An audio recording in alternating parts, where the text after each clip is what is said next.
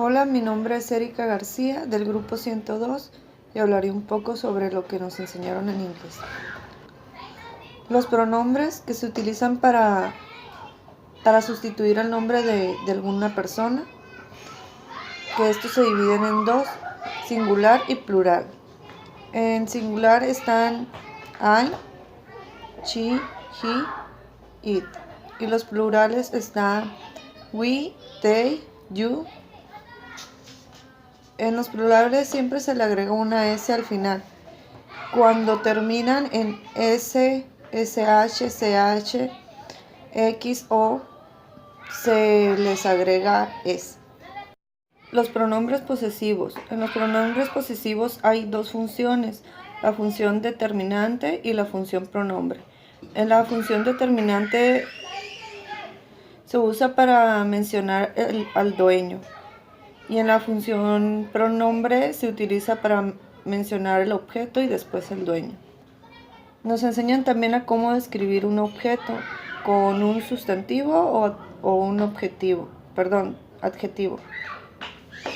El sustantivo es algo que tiene sustancia, que se puede tocar, que se puede medir, que se puede pesar. Y el adjetivo es alguna característica del objeto, como es grande, es rojo, es feo. También nos enseñaron en cómo usar los que es primero el pronombre, el adjetivo y por último el objeto. El adjetivo es opcional, pero es recomendable que se utilice. En la función pronombre siempre va primero el objeto, después se agrega is o are, que is significa es, are significa son, y después el pronombre posesivo. Is es para primeras personas y are es para hablar de más personas o plural. También los pronombres demostrativos, que estos se utilizan para señalar, como estos, estas, ellos, aquellos, esos, este, aquel.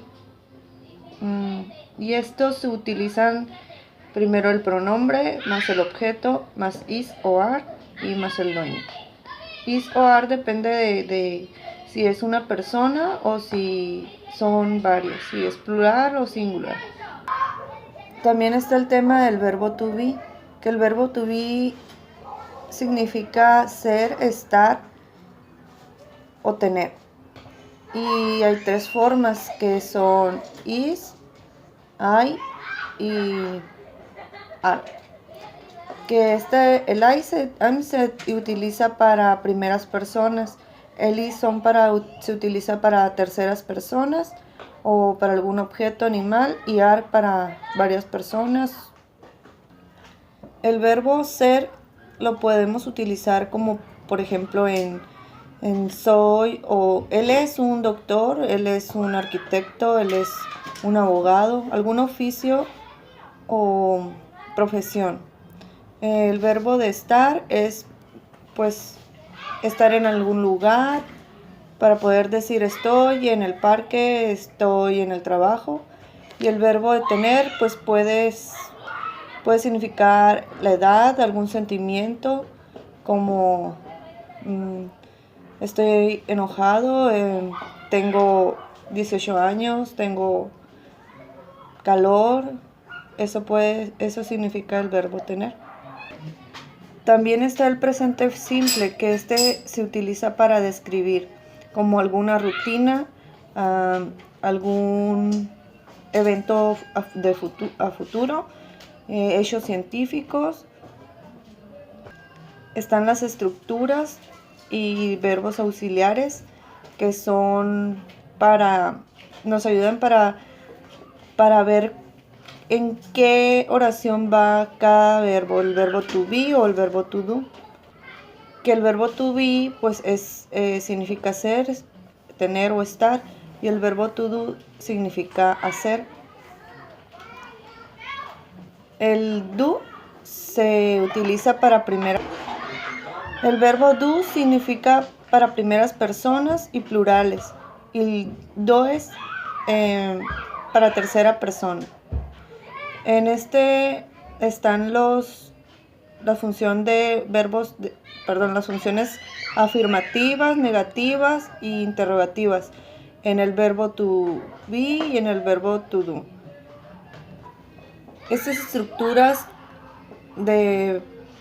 dependen mucho del verbo to be y del verbo to do. Por ejemplo, el verbo to be tiene que ser en forma afirmativa, es el sujeto, el verbo to be, el uso y el complemento. Y en el verbo to do es el sujeto, el verbo más el complemento. Así puedes distinguir si es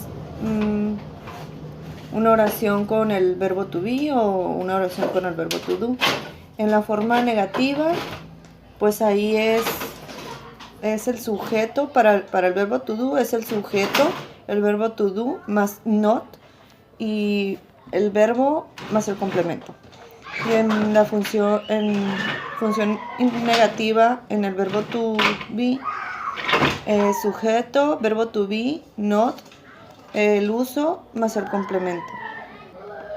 En la forma interrogativa, en el verbo to do es primero el verbo to do más el sujeto más el verbo más el complemento más un signo de interrogación que va al final, que es el cierre. Y en el verbo to be es el verbo to be más el sujeto más el uso más el complemento más el signo de interrogación al final de cierre. Para el presente simple se utilizan dos verbos, como se lo mencioné hace rato, del verbo to be y el verbo to do.